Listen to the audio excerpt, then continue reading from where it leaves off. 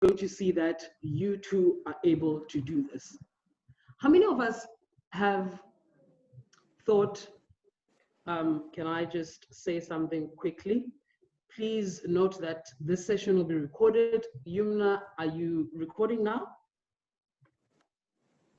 Yes. If you would not like to appear on the video, please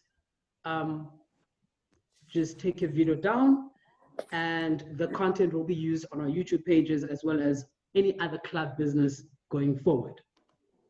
Without any further delay, impromptu speakers, how do they do it? In this, or in today's world where everything is virtual, where you could be sitting in a Zoom meeting and someone's like, Celeste, what was that thing about that project again? And then you suddenly woken up, you realize, shit, I'm supposed to say something. That is impromptu speaking. And right there and there, you have the answer. You answer, you whittle, you maneuver, and you go. In some situations, you find yourself thinking, for flying fiddle sticks, why could I not have said that? Or how do other people do it? How do they manage? And you hold yourself and like, you know what? I should have said this or should have said that. But I'm here to say today, impromptu speaking is easy, and we all are. Sit back, relax, and be ready to speak. In today's session, I will be presenting it in 3 sections. The first section will be an icebreaker to get us all comfortable and into the zone. Then I'll go into the second section, which will have some tips and tricks and explain the nitty-gritties of impromptu speaking. And then lastly, I'll have a session around how Toastmasters International judging or contests look at this kind of speaking. And without any further delay, let's get into it. For this first one, we'll do an icebreaker, which is an improv game that I use in workshops for my clients, as well as in teams, just to build confidence. And I think we all could use confidence. I know I could, because I'm shaking like a leaf trying to do this prepared speech to all of you. So for this one, I will need 4 people in total. The first 2 will play the no because game, and the second 2 will play the yes and game. Once we've done that, we will then take some key takeaways from that. Now, could I please have some volunteers, 2 people, please? And I volunteer. There's 1 volunteer. I also volunteer. Can I have your names, please? Kwesi. 1 person at a time. The first gentleman. Ngululeko. Ngululeko and Kwesi. Kwesi. Yes, you can call me Jacobus, it's fine. Thank you so much, Kwesi and Ngululeko. So we have a scenario right now. What happens here is person 1, which I assume is going to be Ngululeko, is going to make plans or start a conversation with someone or with Kwesi, and he is supposed to disagree until that dissolves. For instance, I could say, I'm just going to make an example. So Kotra, do you want to go to the movies with me tomorrow? So Kotra says, no, because, and she puts an excuse there. And I would then retaliate again and try to negate that until she agrees with me. So for this session, I have a picture that will help you find your scenario. Put it a little softer, please. Nashad, are you speaking to me? No. Hi, can you hear me? Yes. Sorry. But I'll go if you want me to. For this session, we have this scenario happening. You 2 can decide what the scenario is and what the conversation is going to be until it dissolves. And I said Ngululeko is person 1 that will make a plan or say something and then Kosi will say something to negate it with no, because, and you keep building up that until we get to a resolution. Are you gents ready? Yes. Yep. Take it away. All right, so Quobus, how would you like to go down to the beach to surf today? You know what? I would not like to, because you know what? I can't swim. Unfortunately, me and water, we just do not gel. You know, at school they used to call me the rock, not because I'm big, but because I sink in water. Goodness. Oh, all right. Well, you know, for a second I thought you actually went to the Marines. Weren't you a Marine in the last couple of years? I think you might have told me you swam before. It'll be fun. Come. You know what? The entire Marine story, I've got an answer for you. But the fact is, no, I do not want to go surfing tomorrow. I've made up my mind and I do not like to be embarrassed. My entire Marine career was completely based off of Call of Duty, and I've been a SEAL in the Navy on the Call of Duty forefronts for the past 9 years, but that is behind a keyboard and not in the water, my friend. Okay. Okay. All right. You know, maybe I'll take Yanga. Huh? As It's you okay. can see, ladies and gentlemen, can you give them a big round of applause, please? They were amazing. Well As you done, can see, it was Quobus. Well done. very difficult forming Thank you. that conversation. Now, let's go to the flip side of this. Can we please have 2 people volunteer for this part? I'll go. Gilad. Go, Gilad. Thank you. Yeah, Gilad. And Okay. who else wants to go with Gilad? I'll go. Teresa. So, Why can't I see you? Can you please go again? Your line's really bad. Okay, cool. So, gentlemen, are you ready? Can you So just repeat? Yeah. It's Dumiso and Gilad. Gillard, yes. Dumiso and Gillard. So you have this situation. It could be a work situation, it could be anything. So in this instance, the one person is going to say, let's do this. And the other person is going to build it up and say, yes, and. So you keep adding new information on that. For instance, Yumna, would you like a Coke instead of water? Then Yumna would go, yes, and let's have a donut. And then I go, yes, and we could actually go to the beach and swim with the dolphins. Oh, you know, then Yumna then comes back and says, you know what else is at the beach that we could also do is this and that and the other, until that conversation gets to its point. Okay, cool. Gentlemen, are you ready? Who starts? You can choose who can start. It's fine. you go for it first. Okay, cool. I'll go for it.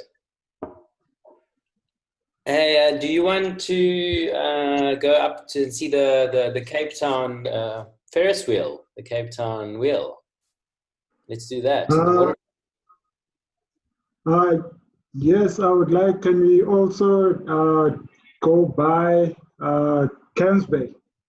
Camps Bay. Okay, great. Yeah, we go past Camps Bay. We should definitely do some volleyball over there. I know they like to put their nets up this time of the year, and it's free, obviously. It's a nice thing sponsored by the council, and we should definitely do that if you're interested. We can also go and play soccer. Talking of volleyball. Soccer or volleyball? You're talking my language. Yeah, I mean, if you prefer soccer, we can do that too. I think we should do both of them. We should do some volleyball and afterwards do some soccer, have a nice fruit shake afterwards, and then live the healthy life. Active people. I definitely agree. Yeah, that sounds great. That sounds great. We could also go after that for what? Beer. A beer. Yeah. Now you're talking my language. Yeah, definitely we could go for beer. There's so many great restaurants out there and bars, Definitely. and a couple other great spots out there. Mint. We could definitely have a couple of beers there. We just need to be careful though. You know, we don't want to have too many beers. I know you like the party, so. Don't forget to buy. Don't forget to buy. Well done, gentlemen. Wasn't that phenomenal? A big round of applause for them, please. Thanks. Thank you so much, Dumiso and Gillard, for all those beers. So you might be thinking, but why? Yanga, why are you making us do this? Well, for me, the big takeout is spontaneity is key. In the situation where you are supposed to speak impromptu, you need to let your mind run free. As you can see, Gillard and Dumiso had more plans or got to do more things because they were open with each other and they were collaborative in their approach. Same goes when you get a topic about anything. You just need to connect the dots in your mind and then boom, you have this amazing speech. And this exercise, as I said, I use it with clients. It's also used in improv theater to warm up their thoughts and their voices about how it's going to go. I thought it would be really great to share with you guys to just show you that indeed everyone is an impromptu speaker. Well done. And now we'll move to the second part of this presentation, which is impromptu speaking explained. Some tips and tricks. In this section, I'll share some tips that I've researched and as well as shares from my own experiences about impromptu speaking. It can be a nerve-wracking thing. Honestly, it can be. I remember when I was entered into a competition, the district, I think it was the area competition, up against 4 other clubs. And you don't know what the topic is. You only know the minute that you stand in front of the stage and the judge goes, Yanga Gceya, your topic is impromptu speaking. Impromptu speaking, Yanga Gceya. And that is the time that seems like the ground could swallow you whole and you just want to hide. But in fact, you can channel those nerves into the right place. If you, one, as we saw, be spontaneous. And the other thing is, do not panic. Don't panic. If you are going to be walking into the stage or from outside the room, I would suggest walking as slowly as you can to calm yourself and just breathe slowly. And then the second thing is buy time. I know this is a trick that I've learned. So the person would go, Yanga, your topic is water is life. Water is life, Yanga. To buy time, I would go, thank you, so-and-so. Thank you, contest chair. Water is life. Then you've already thought about something that you're going to say by saying, thank you, contest chair, and hello, everyone. And then you go into it. You've already strained a sentence or two that will help you go into it. And then the third trick that I saw, according to Toastmasters International, in a video that I watched, they said that you should use the prep method. I mean, I know preparing an impromptu, what? But the prep method is you state the point, or you state a point, a reason for that point, an example, and then it is supposed to be a point again at the end so that it rounds it up. I see I have a typo on my presentation. My apologies for that. But essentially what it is you state what your opinion is on the topic that you're given, why you chose this, You give an example of how this is going, and then you conclude with a point at the end because you have submitted experience prior. The fourth thing I would suggest, or another tip, is having a story at hand. We all have stories, we all have experiences. So if you have like 1 or 2 stories that you know, if they ask you about something that's humorous that's ever happened to you, you can talk about that. Or if they ask you something around books, you can talk about the magical world of growing around books. So that's about growing up. Another example, I mean, on the slide it says the past, the present, and the future in the conclusion. So if I were to bring the stages of my life about a topic, so for instance, tomatoes are fruits, that's the topic. And I go, thank you, contest chair, tomatoes are fruits. I remember when I was young, I despised tomatoes. I would not stand the sight of a tomato. But today, a char-grilled tomato soup, a sun-dried tomato, any kind of tomato is my thing.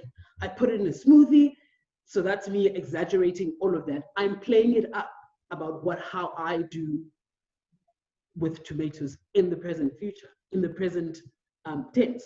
And then for future, you could say, you also might want to try tomatoes in your own diet. So you have now sort of given the answer to the question or have spoken about the question at hand. I hope that was clear.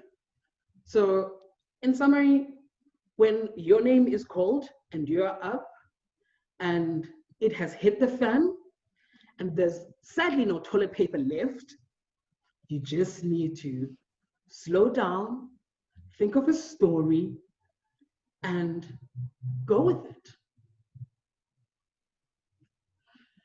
So now, also remember the one important thing is all throughout these things, having a structure. That's what speaking is. Any piece of writing or any piece of content has a beginning, a middle, and the end. And if you look into these 2 tips that I've shared with you, it all has to do with, if you want to buy time in the beginning, that's your introduction. And then you have a sort of stance on or an opinion on it, that is the middle. And at the end, where you say a recommendation or give a reason as to why you want that, that is an end. So remember all the time, beginning, body, conclusion. I hope we have no questions so far. I will allow 1 question if there is. I'm just going to check the chat if there's a question. If it would allow me to do that. There we go. No questions. Let's see.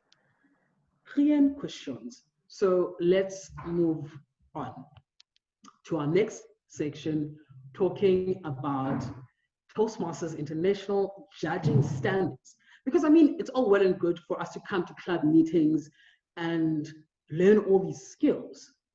But outside of our club are things like contests, which open you to so much more and just allow you to be competitive with your speaking outside of your professional arena. So judiciary speaking, what is the winning formula? How will you be evaluated? How will you be judged when you're speaking in a table topics contest? In this section, I have looked at how the judging looks per se, and I'm going to ask now, what do you think that looks like if someone is to evaluate you and you're speaking of an impromptu speech? And I'm not going to take anything less than a voice. Let's hear some voices about answers of what you think could be looked out for when you are presenting an international table topics contest speech. Yanga, Yes, I would sir. like to give my opinion on what would be judged, if I can call it like that. Most of you know it is only my second time here, and I've only been officially a member since today, so I do not know what are the official things. So this is going to be out of my my mind. I'm going to thumb suck like a real winner right here. But I think things that would get judged specifically is obviously clarity, grammar, the level of words that you use. But I think one of the most important things that I think should be judged, I don't know if it is judged, but is the level of nonsense you speak. The less nonsense you speak, the higher mark you get, if you want to call it. So making sense and not just wasting time and rumbling on. I think that is a very large part of impromptu speaking and judiciary evaluation per se on your speech.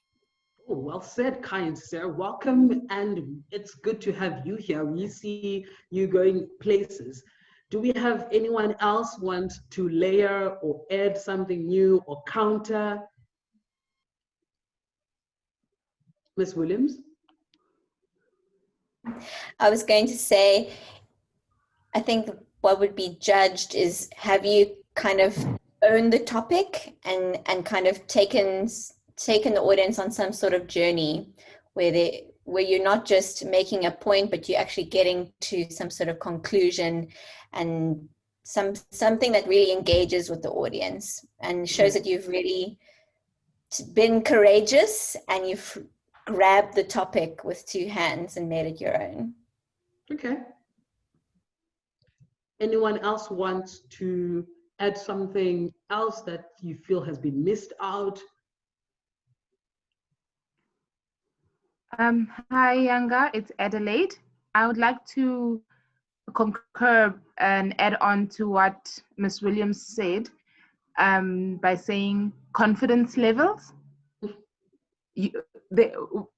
Basically, they're going to be looking at how many times do you say, how many breaks are you taking, impromptu breaks that are unnecessary, etc. And if your voice is shaking. Thank you. Okay, thank you so much, Adelaide. Madam Timekeeper, how are we looking for time? Just wanting to check in. We are, I think I don't know, Yumna, just tell me if I'm correct or not, but I think we way over time at the moment. I do have 20 minutes.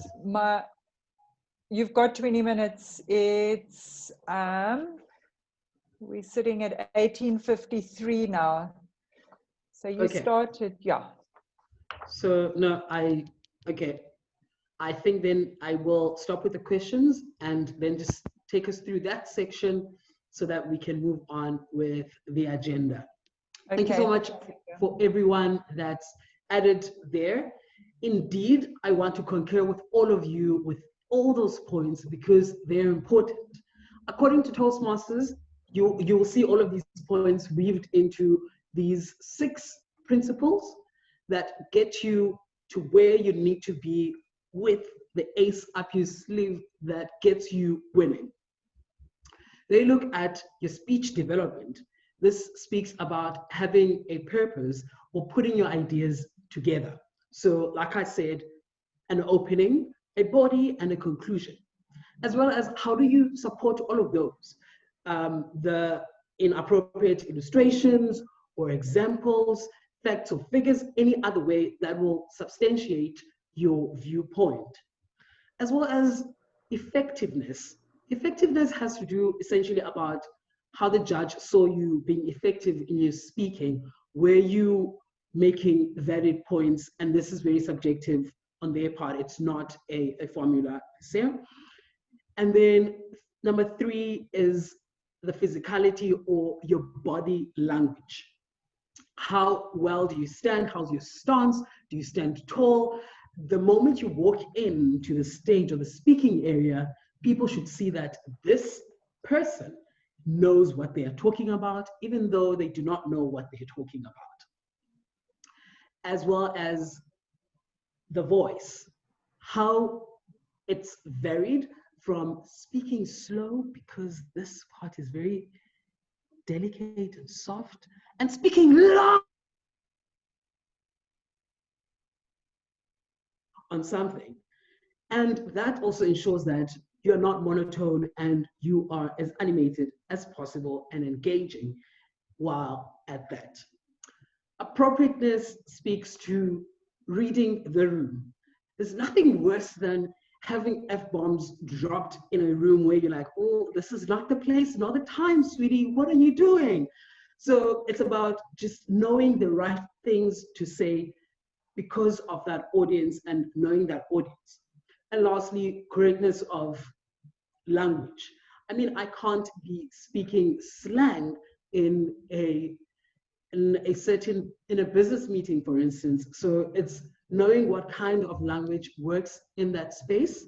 And ladies and gentlemen, that is your ace of spades that gets you there as part of the winning people. This is how it would look like.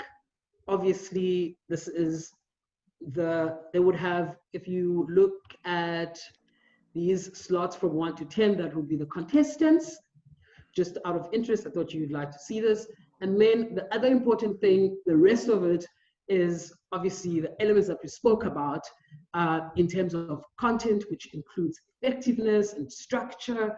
It's 55% of that. That's like, how nonsensical are you speaking close to sense? How nonsensical are you speaking close to sense? Are you making sense in the nonsense that you're speaking, as Gceya had said? And then obviously your delivery is 30% of that weighting, and language is not an important thing. It's not that important because it's only 15%, because you can't be penalized on grammar, because we come from different backgrounds. So that has a lower weighting than the rest. I hope with this information, you can go out there, and when it's contest season time, you can just say, you know what, I'm gonna do it. And if I could give you one last tip, just watch a couple of movies, listen to songs, anything that you like. You can drop that in any topic. To summarize that section, I will say this one last thing. As you saw, I'm repeating this because it is very important. Be spontaneous. Say yes to things. Slow down, breathe, then speak, and look at things from another view. Come up with something that's controversial. That's worked for me many a times, where I came up with unpopular opinion just for the sake of being remembered. And then this last part is, obviously, I did not make this stuff up. This is information that is available on the internet. I consulted Splash for all my images as well as pixels. And then for my content, I went onto YouTube as well as Toastmasters International. Should you want any of this material, I can give you this presentation as well. Then you can go have a look-see and a read or a watch. Do we have any questions?